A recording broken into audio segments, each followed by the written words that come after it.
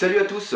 S'il y a bien un jeu vidéo auquel il y a énormément de livres, c'est bien Assassin's Creed, car entre les petits artbooks des versions collector, les romans, les bandes dessinées, les encyclopédies ou les grands artbooks, on ne sait plus où donner de la tête.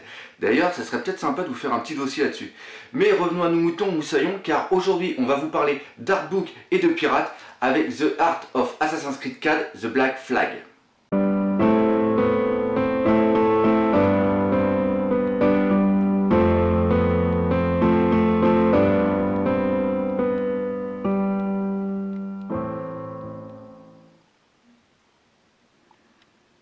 Alors The Art of Assassin's Creed 4 est le deuxième artbook sur l'univers de Assassin's Creed édité par Titan Books. Il faut savoir que l'année dernière, ils nous avaient déjà sorti celui sur Assassin's Creed 3.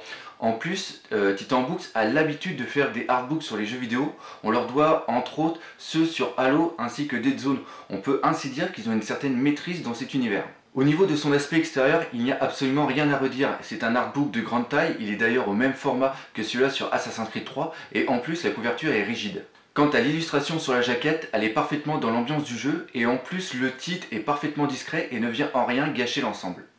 Lorsque nous enlevons la jaquette, nous découvrons une couverture noire avec le logo du jeu en 3D représentant le pavillon noir du Jack Dawn.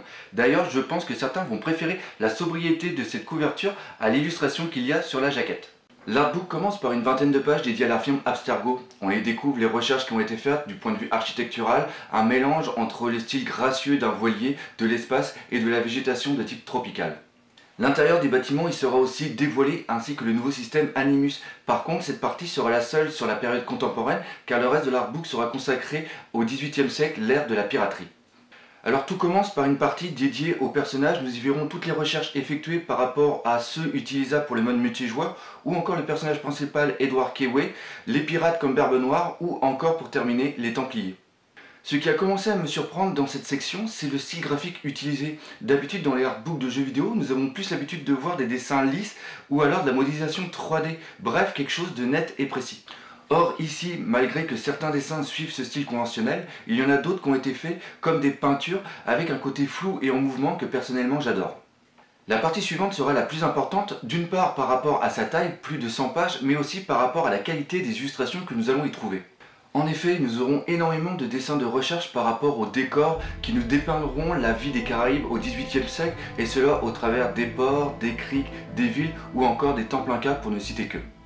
La qualité des dessins, il est vraiment incroyable, ils reprennent le même style graphique que j'ai cité précédemment, nous donnant ainsi l'impression de voir des tableaux d'époque qui avaient été réalisés à la peinture à l'huile.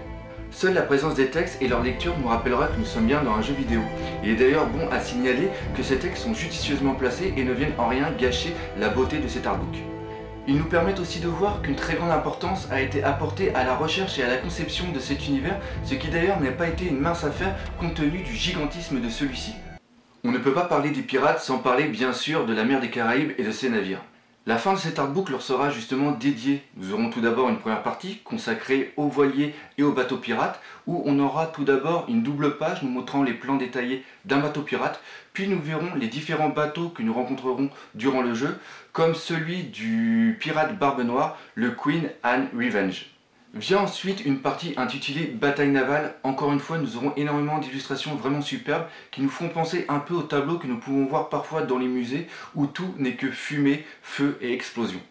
Cet artbook va se terminer par une dernière section intitulée Les fonds marins. Alors ici, nous y trouverons pas mal d'illustrations où nous verrons des récifs mais aussi des épaves, mais on verra aussi les différentes créatures que nous rencontrerons dans cet univers, tels que les différents requins, orques ou encore joyeusetés que cet artbook va nous dévoiler. C'est le moment des notes pour le livre The Art of Assassin's Creed 4. Alors au niveau de son aspect extérieur, j'ai mis un 4 sur 5. Il aurait pu avoir 5 si la couverture avait été en cuir. Je trouve que ça aurait été vraiment bien par rapport à un livre sur les pirates du XVIIIe siècle. Maintenant au niveau de son contenu, j'ai mis un 5 sur 5 car il y a autant de texte que d'illustrations. Et le tout est vraiment très bien.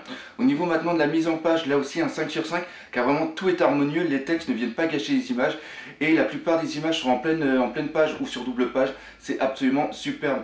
Maintenant au niveau du rapport qui a été pris, là j'ai mis un 3 sur 5, car on peut trouver encore ce livre à moins de 30 € pour la version française, et il faut noter que la version française est moins chère que la version anglaise, ce qui nous donne maintenant une note totale de 17 sur 20, ce qui est vraiment une bonne note pour cet artbook. Alors avant de terminer cette vidéo, j'aimerais faire une petite aparté au sujet de l'éditeur Hugging et Muning, car il faut savoir que cet artbook Assassin's Creed 4 existe aussi en français. Normalement, la plupart des artbooks sont édités à la base en anglais. Il n'y a pas de traduction en espagnol, en allemand, en chinois, etc. Mais nous avons de la chance, grâce à Hugging et Muning, d'avoir une traduction en français et surtout pour un prix inférieur que l'artbook en version anglaise. Donc merci les gars. Comme vous avez pu le remarquer tout au long de la vidéo, j'ai vraiment adoré cet artbook, il est absolument génial et en plus je n'ai jamais joué au jeu. Donc pour ceux qui sont en train de prendre leur pied en ce moment, cet artbook est absolument indispensable. Cette critique vidéo est maintenant terminée. Encore une fois, si vous avez bien apprécié, laissez des pouces verts, laissez des commentaires et abonnez-vous à ma chaîne YouTube. Et aussi pensez à venir sur mon site artbookpassion.com et je vous dis à bientôt pour de nouvelles vidéos. Allez, salut!